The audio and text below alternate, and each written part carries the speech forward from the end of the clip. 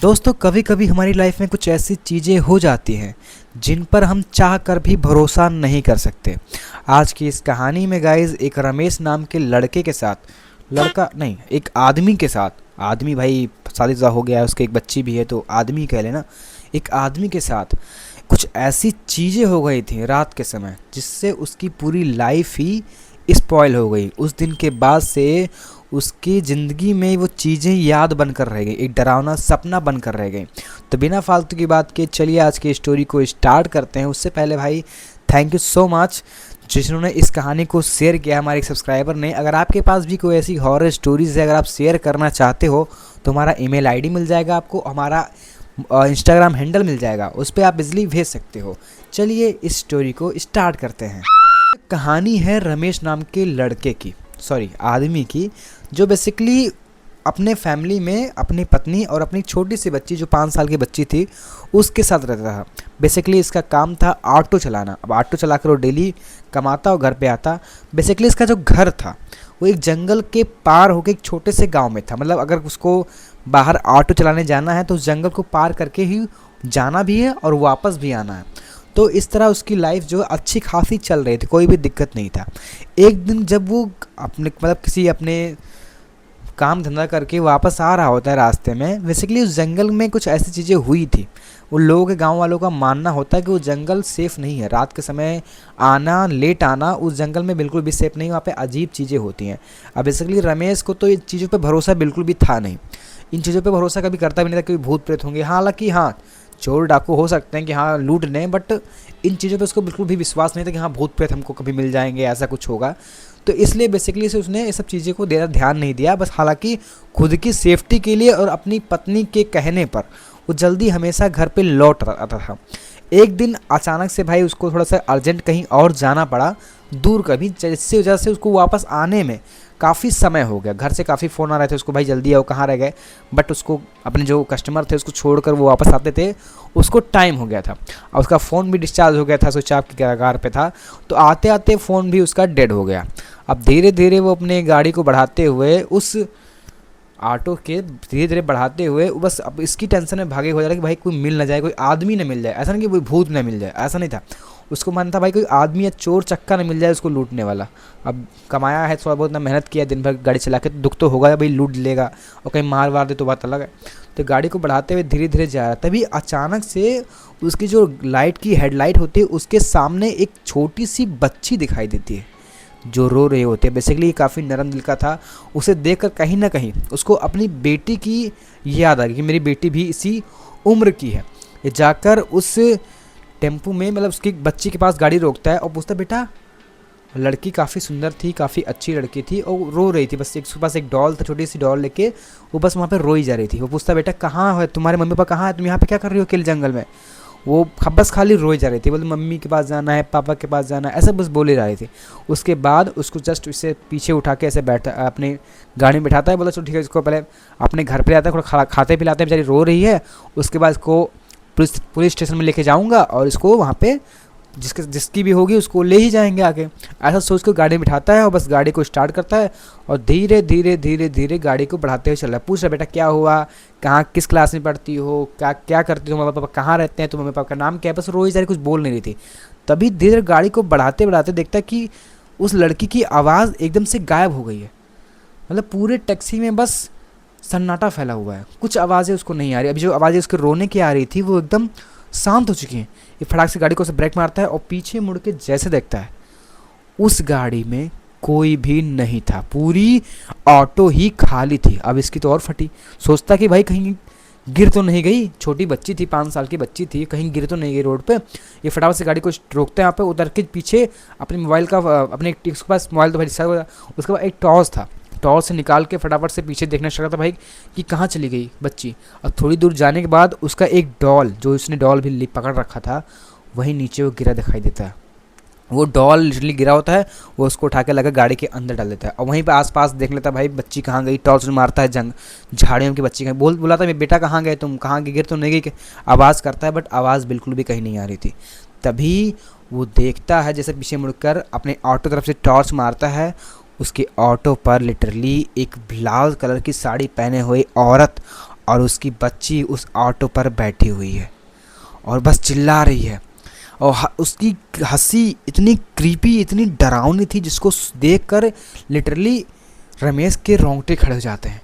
ये बिना कुछ आओ न ताव से अब उसके ऑटो के ऊपर खड़ी हुई है, बट इसको भागना भी है, जंगल का रास्ता है, कोई पूरा सन्नाटा फैला हुआ है, पूरी रोड पूरी एकदम पूरा अंधेरा हुआ है, कोई एक गाड़ी भी नहीं दिख रही है। फटाफट से जाते हुए बिना सोचे समझे बस गाड़ी को स्टार्ट करता है, अपने ऑटो को वहाँ से भगाना स्टार्ट करता है और इतना तेज़ भगाते हुए निकालता है कि चाहे जो भी सामने है बस उसको उड़ा देना है, कोई भी वो बस भगाना है गाड़ी। ये गाड़ी को भगाते भगाते भगाते भगाते तभी जैसे वो हल्का सा उसके पूरे पसीने से पूरे शरीर भीगे हुए हैं, जैसे हल्का सा अपना राइट देखता है तो उसकी मम्मी एकदम लिटरली एक हाथ की दूरी पर ऐसे बस उसके ऑटो की स्पीड से साथ में दौड़ रही हैं। और लिटरली ऐसा बस उसको आँख थोड़ा अजीब करता है कि दिखे ना, ऐसे भगा रहा है बस। और जस्ट बगल में देख रहे बच्ची, वो बच्ची भी उसकी स्पीड, गाड़ी की स्पीड से ही दौड़ते बोलती, अंकल मुझे भी ले चलो ना, अंकल मुझे भी ले चलो ना। ऐसे बस देख कर अभी जो रो रही थी बच्ची, एकदम हंस रही है और हंस के बस दोनों लोग हंस रहे हैं, इसका दिमाग पूरा ख़राब। और उसके हाथ में, बच्ची के हाथ में वही डॉल है जो उसने गाड़ी के पीछे रखी थी, वो उसके हाथ में है और दोनों लोग बस उसकी स्पीड से दौड़ते जा रहे हैं। अब इसकी तो एकदम हालत ख़राब है, ये गाड़ी को बस भगाया जा रहा है, आगे पीछे कुछ भी नहीं दिख रहा, कोई भी आया बस उड़ा दे। लेकिन अचानक से उसकी गाड़ी एक पेड़ से टकराती है और वहीं पे ये एकदम से बेहोश हो जाता है। अगले दिन इसकी होश जो है, इसको होश है बेसिकली इसके घर में ही खुलता है। तो घर में मरम पट्टी इसका हुआ है। बेसिकली इसको चोट उतनी लगती नहीं है, नॉर्मल से चोट लगती है, खर्च वगैरह आई होती है, बट उठ के एकदम चौंक उठता है कि वो लोग कहाँ गए, कौन मुझे लाया घर पे, मुझे कौन घर पे लाया। बोलते कि अरे वहाँ के जो आने जाने वाले लोग थे उन्होंने तुमको देखा, वहाँ पे कंप्लेन करी, मतलब एम्बुलेंस बुलाया, वहाँ से मैं तुम लोग को मैं घर पे लेके आई हूँ। मतलब बोलते कि वहाँ के लोगों ने हेल्प करी, तुमको मिल गए तब यहाँ पे लेके आए।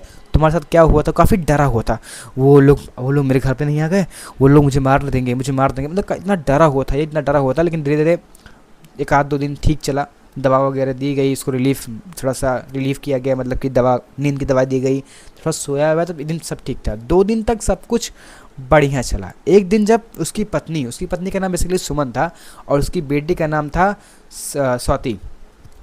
बेसिकली सुमन और स्वाति और ये एक दिन एक कमरे में लेटे होते हैं। अब रात के समय सुमन का अचानक से नींद खुलता है पानी पीने से, बट जब उठकर देखती है उसकी बच्ची और रमेश दोनों गायब है, उस बेड पर कोई भी नहीं है। अब इसे समझ में ये नहीं आता कि ये दोनों इस दिन रात को कहाँ गए, कहाँ चले गए, मतलब कि बच्ची भी नहीं है मेरी और वो भी नहीं है। ये फटाफट से बेसिकली जो घर था, इनके घर में बस 2 कमरे थे, एक किचन वाला था और दूसरा इनका बेडरूम था। और बाहर आने पे एक बालकनी दिखती है, वहाँ पे सोफ़ा वगैरह लगा होता है, कुर्सी वगैरह लगी होती है, टीवी वगैरह जो होता नहीं मेन वहाँ पे बैठने वाला वो था।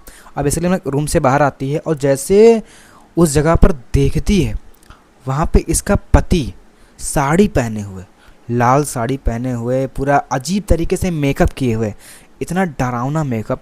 उसने यहाँ पे काजल पूरा लगा रखे हैं, ऐसे अजीब बिंदी इतनी बड़ी वाली लगा रखी है और खूब सारा अजीब पाउडर तरीके से लगा रखा है, बाल पूरे अजीब तरह किया कर रखे हैं और देखने में इतनी क्रीपी लग रही है, इतनी डरावनी लग रही है।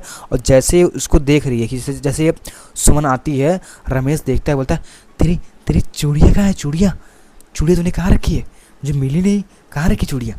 जिसको देख कर इसकी तो तुम रोंगटे खड़े हो जाते हैं, भाई ये क्या बोल रही है, मतलब रमेश क्या बोल रहा है, मेरे पति क्या बोल रहा है, इसे कुछ भी समझ नहीं आ रहा भाई क्या हो रहा है।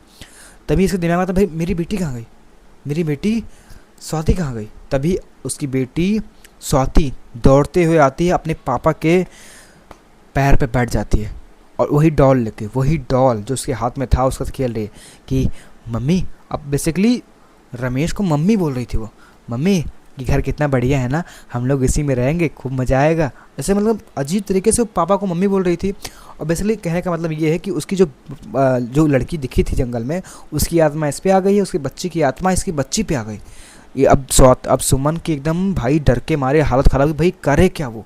और बस उससे इतना पूछ रही है, तेरी चूड़िया कहाँ है, बताना, लेके आना, मैं पहनूंगी, लेके आना, ऐसा कर रही है। तब वो सोच रही भाई क्या कर रहे हैं यहाँ पे, क्या कर रहे हैं।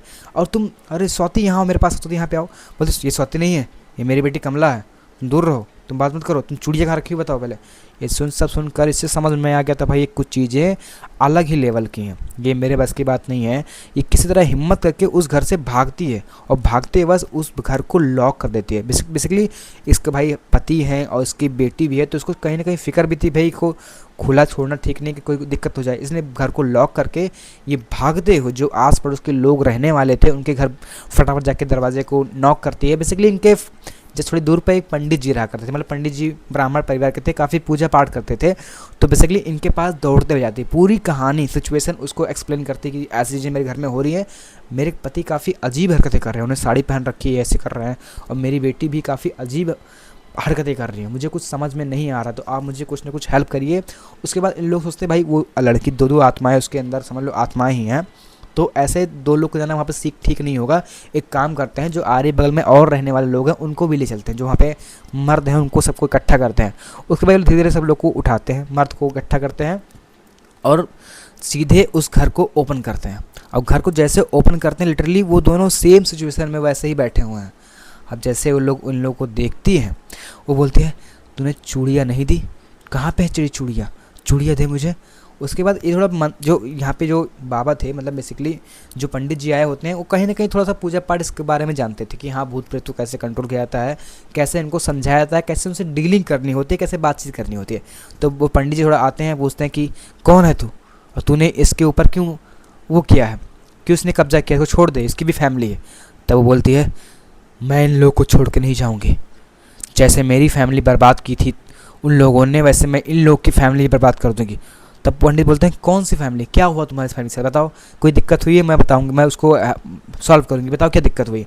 काफ़ी फोर्सफुली पूछने के बाद वो औरत जो रमेश के ऊपर रह रही थी वो बोलती है कि मैं और मेरी बेटी काफ़ी खुश रहा करते थे, मगर एक सेब के लिए मेरी बेटी को मार दिया, एक थप्पड़ मार दिया और मेरी बेटी मर गई। ऐसे बताते बताते वो रोने लगे लिटरली। तब बोलते कौन से, बोलते हम लोग काम कर रहे थे एक जॉब पे, मैं काम कर रही थी, मेरी बेटी एक दिन एक एप्पल एक सेब को चुरा ली, एक मतलब सेब को उठा ली और खा ली, तो उसके ऑनर ने जो मतलब दुकानदार ने उसकी बेटी को थप्पड़ मार दिया, जिसके भाई अब बेसिकली गरीब थी जो औरत थी, जो भूत थी, गरीब थी, कुछ कर नहीं पाई बेसिकली जब, तो इसकी बेटी को काफ़ी बुरा लगा, वो रोते रोते छत पर गई और छत पर पैसे उसका पैर फिसल गया और वहाँ से लिटरली वो नीचे गिर गई।